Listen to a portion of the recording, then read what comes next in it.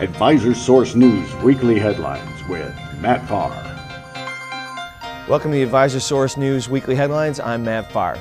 A debate that has been ongoing since May of 2013, gone through a dozen meetings and had more than its share of acrimony, has finally come to an end in Bruce Township.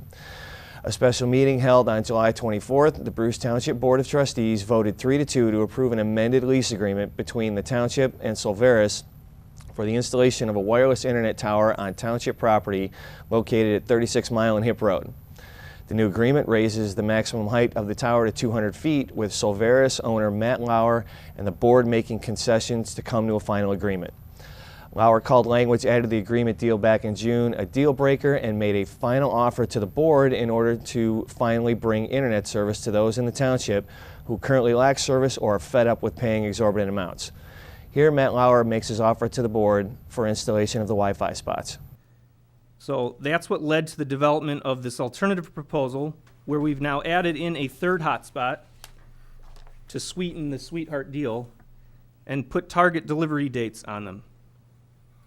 I'm open to discussing either one of these proposals, but I think the one that best captures the spirit of the original agreement, and also the one with the most benefit to be realized directly by township residents, is the one where we've offered the third hotspot and also firmed up the review period at the end of the initial term.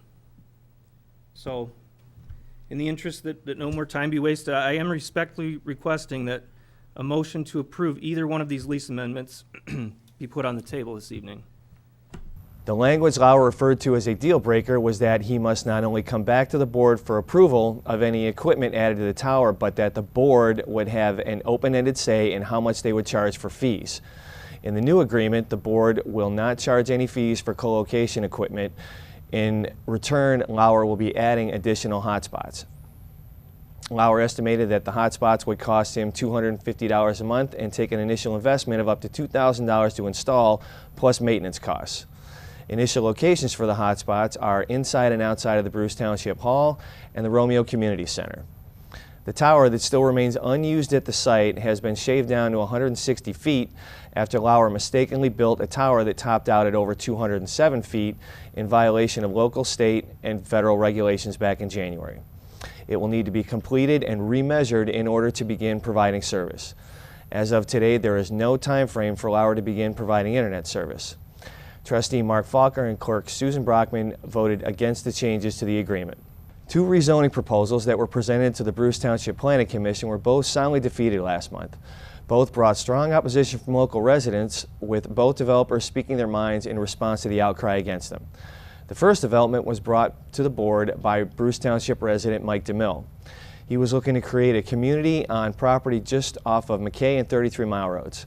DeMille's pitch to the board was for rezoning of the property in order to build 164-unit single-family detached homes on the 60-acre site. His proposal drew opposition the first time it was brought to the board back in March, and that disdain did not taper off at their July meeting. Here, one Bruce Township resident sums up the main reason for the opposition for the DeMille development at a meeting back in March. DeMille's response at the July meeting did not sit well with the overflow crowd that showed up to speak out against his plan. The biggest thing is why my wife and I moved to Bruce Township. We like the open space, rural area. Okay, that's something you don't have with Washington, Romeo, Macomb, Shelby Township. You just don't have that. Okay, that's the reason. And when I canvassed, when I went around and talked to a lot of people within the township, guess what? I got the same response back from them. I moved to Bruce Township for a reason. Okay, I moved to Bruce Township for that country atmosphere, spacious atmosphere. When I wake up in the morning, I don't want to wake up and look at neighbors' houses right next to me. I'm just saying it's a viable use. We are not asking for 8 units per acre. We are not asking for something that is going to be very distasteful. We're not asking for apartment building. We're not asking for a trailer park. We're not asking for any of that. We're asking for a working man's home. And I appreciate that all you people are rich, because you guys got $500,000 homes. We're trying to build $200,000 homes. Well, that's what they're saying. I'm impacting their value. Also at the July meeting, developer Mike Mentz made his opinion clear to residents who showed up in opposition to his proposed conditional rezoning of property at the end of Mellon Street. Mentz was looking to build 31 units on property where Mellon Street dead ends behind Fiddler's Cove Shopping Complex. Several residents who live on Mellon and surrounding streets spoke out against the idea, saying that the development would add more traffic to an already overused and beaten up street, and that the influx of traffic would lead to safety concerns on a street with no sidewalks or shoulders. Mentz, who has created other developments in Bruce Township, got an earful from residents who came out to take him to task on his proposal.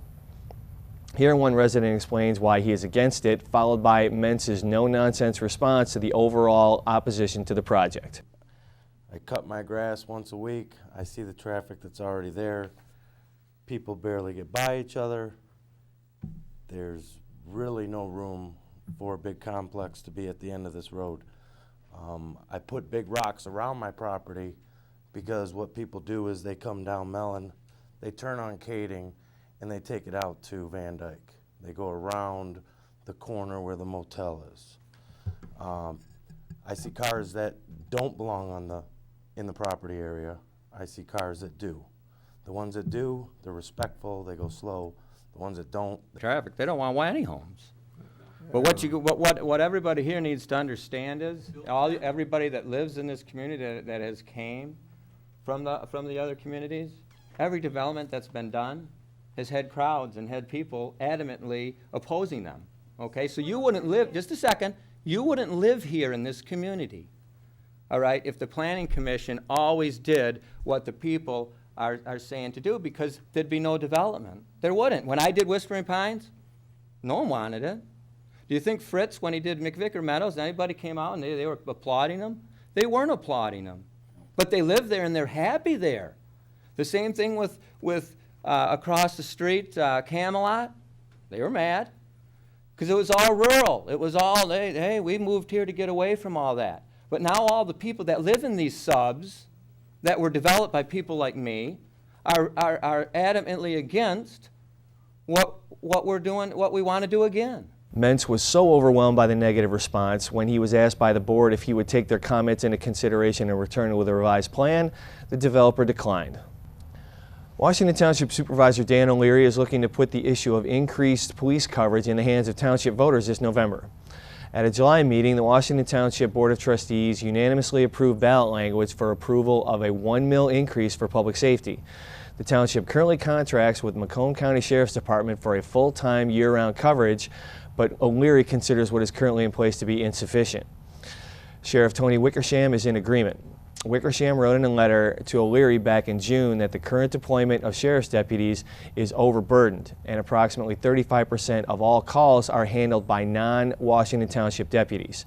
The $1 million currently levered by the township raises $1.05 million a year, according to the supervisor, and that figure pays for one deputy per shift 24 hours a day, 7 days a week. O'Leary said that those deputies assigned to Washington Township are responding to an average of 28 runs per day with a response time of 8.5 minutes.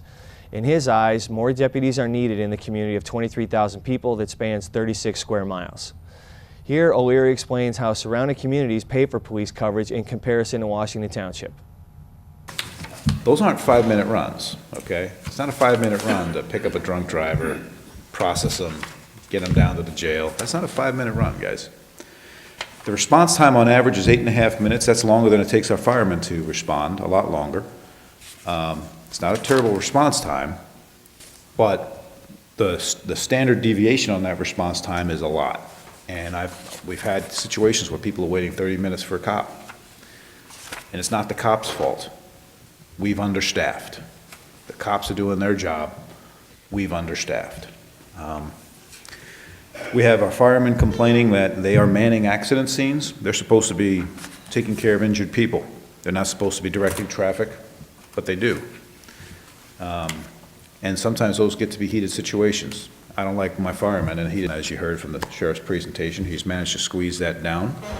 That will always be a problem for us. We're always going to have to fight that battle. And that's one of the drawbacks of being with the sheriff as opposed to having your own department. But he has, because we complain so much about it, pulled that in as much as he can. Can't eliminate it. The supervisor went on to compare Washington to municipalities in Oakland County as well, saying Oakland Township, which has around 10,000 less residents in Washington, has double the amount of coverage with 14 deputies. And White Lake Township, with a population of just over 30,000, has 26 deputies. O'Leary said that if the voters were to approve the increase in the November general election, he would have a contract drawn up within 45 days, which would need approval from the Macomb County Board of Commissioners, which would merely be a formality. If passed, the increase would be levied in 2014 and go into effect from 2015 through 2017. The supervisor said that there will be special meetings open to the public in the coming months to inform them on the ballot initiative, and all relevant information on the proposal will be listed on the township website. Several local Bruce Township business owners showed their support for a proposed Van Dyke Expressway access ramp off of 33 Mile Road at a public hearing back in June. The Bruce Township Board has since given approval for an impact study to further investigate the proposal. It is a project that has been in the works for over 5 years, but only recently have any plans been discussed with local municipalities. Bruce Township Supervisor Richard Corey and Clerk Susan Brockman met with local officials from the Village of Romeo and Armada Township earlier this year to go over 3 possible options for allowing traffic access off of the expressway at 33 Mile Road. A full cloverleaf configuration allowing for exits both on and off the 2 intersecting roads was deemed unrealistic at a cost of $12 million. A second option would have come at a cost of up to $8 million, according to Brockman. That proposal would tear down the current overpass and create the same type of intersection currently in use at 30 Mile Road. That plan would most likely entail returning $2 million in federal funds used to help build the overpass. Plans for a 4-lane access ramp with 2 lanes to exit Van Dyke and 2 lanes to gain access just south of 30 Mile Road drew the most positive response from both local officials and businesses. Here, Roger Walker, owner of Sharp Tooling Solutions, talks about how the new access to the expressway would benefit his business and all the others in the township industrial corridor. We have 100 employees, and 70% of our employees travel down Van Dyke to 34 to McKay. And we probably run about 50 trucks a week in and out from both directions. So on behalf of us, we're very much in support of the access at M53. And there's other people here tonight as well in regards to the current flow, not the projected flow, of how much traffic really goes through there and how dangerous 34 is, like you pointed out, and the other intersection at Powell and 32 Mile Road. I mean, I've been living in it every day, and this is good for. Plans on strengthening the crumbling portion of 33 Mile Road between McKay and Powell were not discussed, but it is estimated that a refurbishment of that stretch of road would add $1 million to the price tag of the project, currently estimated at $4 million. With many specifics still to be ironed out, the board unanimously voted going forward with the impact study. When asked if the access road portion of the project would require township funds, Richard Corey said as of now that is no. He said he has already begun talking with Director of Roads for Macomb County, Bob Hoffner, about a 50-50 cost split to take care of 33 Mile Road, but no figures have yet been finalized. That's all for this edition of AS News Weekly Headlines. I'm Matt Fahr.